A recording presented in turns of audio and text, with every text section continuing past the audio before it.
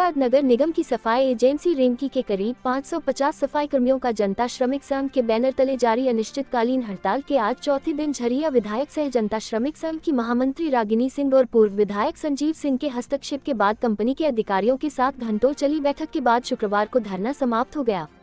धरना के चौथे दिन मौके पर पहुंची झरिया विधायक रागिनी सिंह और पूर्व विधायक संजीव सिंह का कंपनी पदाधिकारियों के साथ घंटों चले वार्ता के बाद निगम की सफाई कर्मियों की तमाम मांगों पर सहमति बनने और मृत आश्रितों को जल्द से जल्द नियोजन देने का आश्वासन मिलने के बाद निगम की सफाई कर्मियों ने अपना अनिश्चितकालीन धरना समाप्त कर दिया।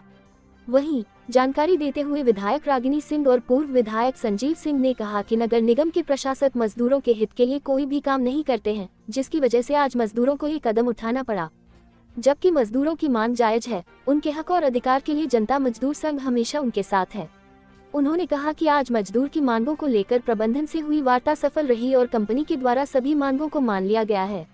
बता दें कि नगर निगम के सफाई कर्मियों और नगर निगम की आउटसोर्स कंपनी रेम की प्रबंधन के साथ ओवरटाइम, मजदूरी के साथ दुर्व्यवहार और 2 कर्मियों की मौत के बाद उनके आश्रितों को नियोजन को लेकर तनातनी चल रही, जिसको लेकर सफाई कर्मी पिछले 4 दिनों से नगर निगम कार्यालय के मुख्य द्वार पर अनिश्चितकालीन धरना पर बैठे थे।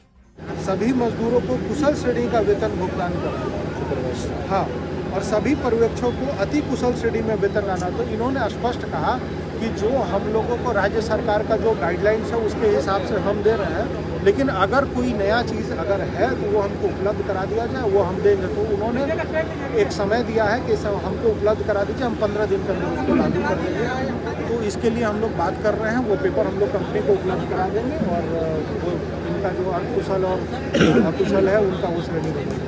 पूरी जो चीज़ें चली थी, सोशल होना था, इसमें निगम प्रशासक की भूमिका किस तरीके से? देखिए, हम तो ये स्पष्ट कहेंगे कि नगर निगम के प्रशासक को इस बात का ध्यान रहना चाहिए, क्योंकि ये उनका एक अंग है। ठीक है, ये प्राइवेटेशन पे काम हो रहा है, लेकिन ये वो उनके प्रिंसिपल है और उनको ये जिम्मेवारी बनती है कि अगर ऐसी परिस्थिति में अगर कहीं इनके साथ गलत हो रहा है तो इस पर उनको बात करना चाहिए।